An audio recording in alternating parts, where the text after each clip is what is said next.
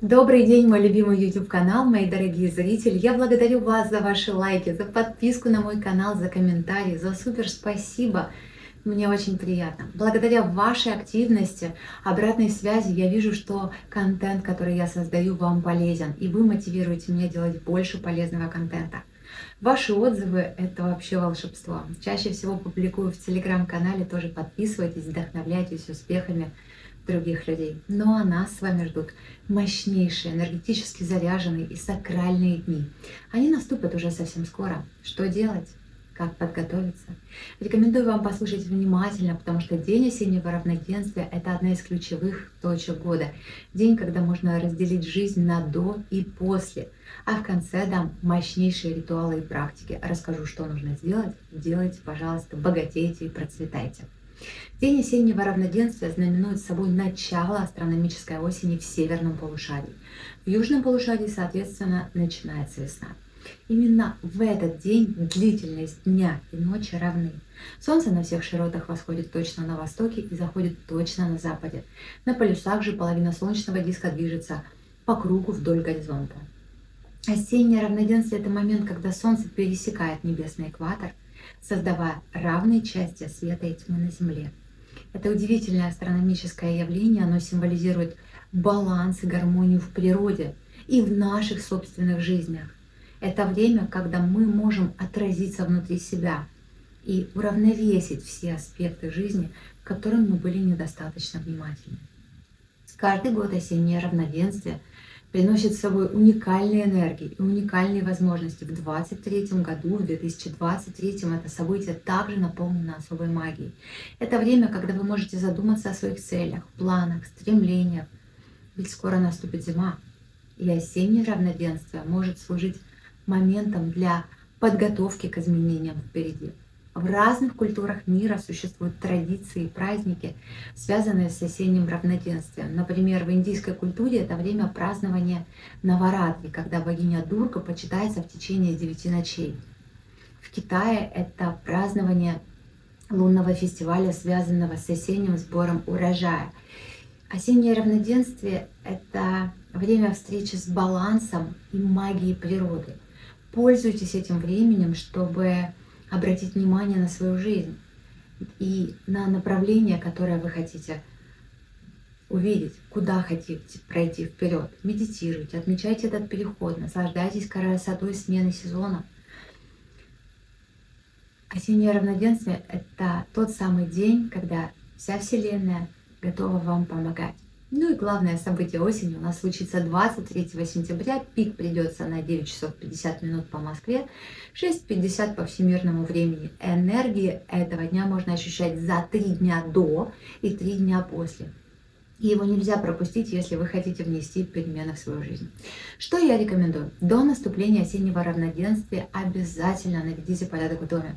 Выбросьте все ненужное, все старое, проведите ревизию на кухне, в гардеробе, на полках, где обычно складируется все очень-очень нужное, но никогда не используемое. После уборки обязательно обойдите дом, начиная с входной двери с восковой свечой. Зайти нужно в каждую комнату, включая санузлы, и вернуться к входной двери. Свечу оставить догорать в центре дома, квартиры, по возможности. Если нет, тогда на кухне или в гостиной. Можно также пройти с поющей чашей или аромапалочками. Во время обхода можно читать очищающие мантры, какие-то молитвы. Можно своими словами проговаривать, что очищаете дом от негатива. 21-22 сентября соберите букет осенних листьев. Встаньте рядом с водоемом или в каком-нибудь очень ветреном месте. Возьмите один листочек в руки и произнесите то, о чем сожалеете, то, что хотите забыть, то, от чего хотите избавиться. И отпустите листок по воде или по ветру, сопровождая каждый пожеланием, чтобы уходили от вас подальше и больше никогда не возвращались. Беды, неприятности, невзгоды, страхи, может быть, безденежье, неприятные воспоминания, потери. Произнесите при этом: прощаюсь со своими неприятностями и отпускаю их. Или все мои сожаления, обиды, страхи. Дальше перечисляйте, что нужно вам, уносит вода. Я с легкостью и уверенностью прощаюсь с этими событиями. Я отпускаю их от себя. Есть медитации прощения на канале, очень рекомендую радикальное прощение, оно помогает мгновенно. Помните, ведь прощение нужно не вашим обидчикам, оно нужно только вам, чтобы двигаться дальше. Можно и без листьев провести ритуал, просто выпишите все на лист, попросите помощи и поддержки у высших сил и просто сожгите листок. Слова можно произносить те же. Если вдруг у кого-то трудные отношения в семье, с родственниками, этот период для вас. Сейчас можно все наладить. Контролируйте слова, контролируйте свои мысли, поступки, не совершайте то, о чем потом придется сожалеть. Сейчас, возможно, трудно совладать с собой, держать эмоции под контролем. Можно наговорить лишнего, будьте благоразумны. Ну а сам день осеннего равноденствия и после можно выполнять практики привлечения благ. Можно выполнять и без предварительного очищения, но лучше все очистить и освободить место. 23 сентября утром, но можно и в течение дня. Возьмите восковую свечу желтого, оранжевого или коричневого цвета, эфирное масло, корица, апельсин, пачули, сухая трава, связанная с вашим желанием. Если это деньги, берите базилик. Карандашом или чем-нибудь нацарапайте свое намерение на свече. Если вы нуждаетесь в деньгах, чтобы оплатить счета, напишите это. Если вам нужна определенная сумма денег, укажите ее. Если вы не знаете точно сумму, используйте символы обозначения валют. Доллары, евро, рубли, тенге. Как только вы закончили надпись, вотрите в свечу любое из выбранных вами масел. Затем вотрите в масло небольшое количество сухой травы. Шалфей, базилик – это травы, связанные с деньгами. Когда вы будете это делать, четко и ясно представьте себе, как вы будете использовать деньги. Что будете делать?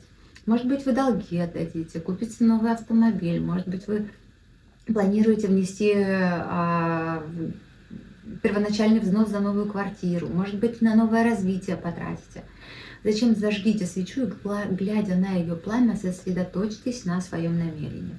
Представьте, как желание разгорается из маленькой искры в большой шар. Держите этот образ в своем воображении так долго, как сможете, а затем оставьте свечу догорать.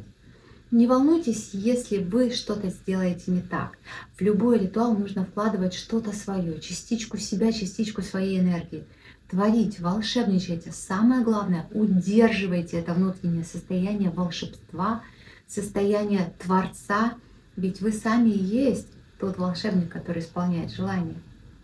В этот день можно создавать карту желаний. До этого, соответственно, можете как-то готовиться, но создавать именно 23-го.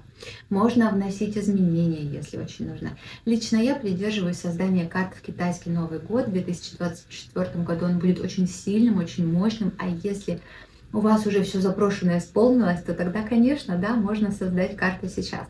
108 желаний обязательно запишите в этот день. Это закладка семян. Установите формулу богатства в этот день. Это будет особенно эффективно и принесет большие плоды. Также создание и изготовление денежных талисманов. Все практики со свечами, которые есть на канале, пожалуйста, делайте. Не забывайте про работу с аффирмациями. Это самый простой способ изменить свою жизнь в лучшую сторону. И, конечно, медитации. Я благодарю вас за просмотр, мои дорогие. Ставьте лайк, если видео было полезным. Делитесь им с друзьями, пишите комментарии. А я вам желаю мощного и денежного осеннего равноденствия. Обнимаю вас.